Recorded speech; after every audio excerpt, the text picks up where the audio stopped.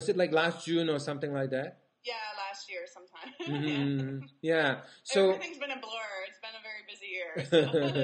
yeah. Yeah. So how close are you into closing the deal with Arlene? We're chatting. We're chatting a You're lot. chatting.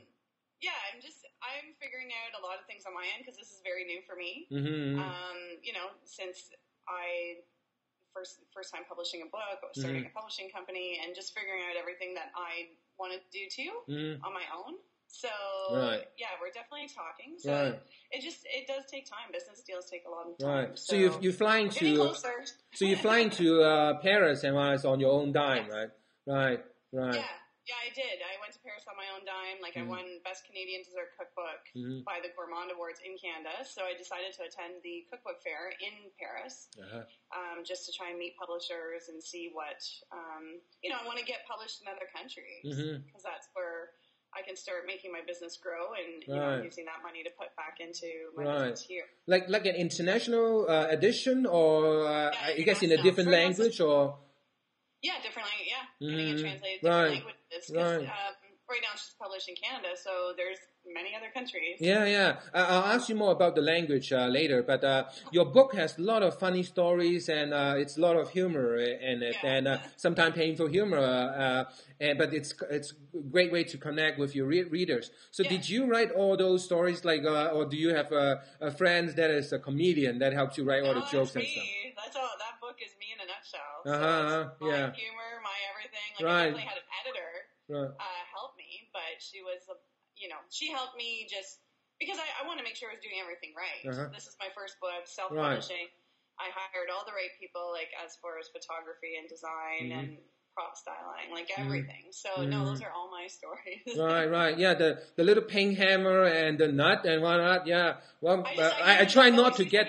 I try not to get the joke, but I know that I understand the joke completely, and I like. It wasn't even meant, like when I first started using my hammer, that's not what it was for, but it just seemed to work for. I mean, it was what it was for. I used it for crushing. Nut. So then I just crush nuts with it. Yeah. So, but I've always used a hammer. I guess a lot of people don't, but. Years ago, when a recipe called for something being crushed, I thought, what should I use? I'm like, oh yeah, my hammer. Right, exactly. Country girl. So. Yeah.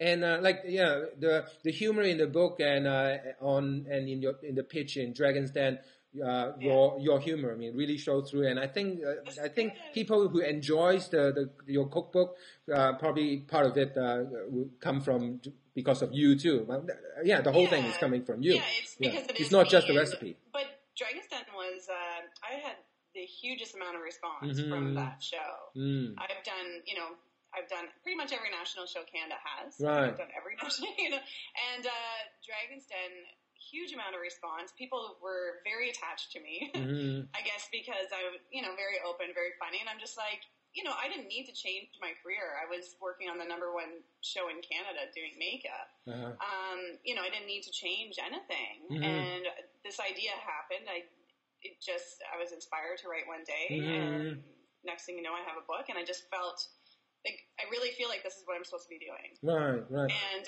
so I'm just being me, So I think people can really connect to someone that's just going the wrong way on Rue Bonaparte. That's where it is. It's a very lovely little street, and it's really inspiring because I love food. Oh yeah, me too. Tastes, like they put very quirky tastes together. There's like chai latte and passion fruit and chocolate. Right. And not even that, but visually appealing. Like I just the look. It's not just the taste; it's the presentation, it's the look, it's the presentation, it's the whole thing. The store is beautiful. It's the whole thing. But the chocolate one was the best one for me. I'm obsessed with chocolate. Right. So we went into different chocolate shops, different. I have some more pictures to add. So we definitely. So you had a good time in Paris, and those I guess maybe becoming inspiration in a future recipe somewhere. Yeah, no, that's because the book, my books are about my life. So my next book, I'll put my Paris adventures in there. And, Panel Chocolat actually was probably... Sorry, what do you say? Panel Chocolat.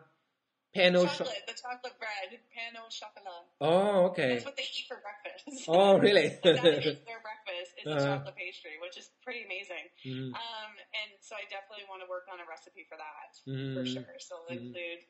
The macaroons are a little tougher. Like, I'll probably include one, but most of my recipes are very simple. Right. I don't like to get into complicated. Yeah. And that's what people like about my book, is they actually use it. Right. You know, So let's... just a pretty book. So let's talk more about your book. Like, if I understand correctly, the recipe in your book is very easy to make. Like, it doesn't take many trials and error. Like, I guess when you're breaking up with someone and go to emotional baking, you don't want to be failing at your baking too. So talk a little bit about the yeah, exactly. Talk a little bit about the recipes.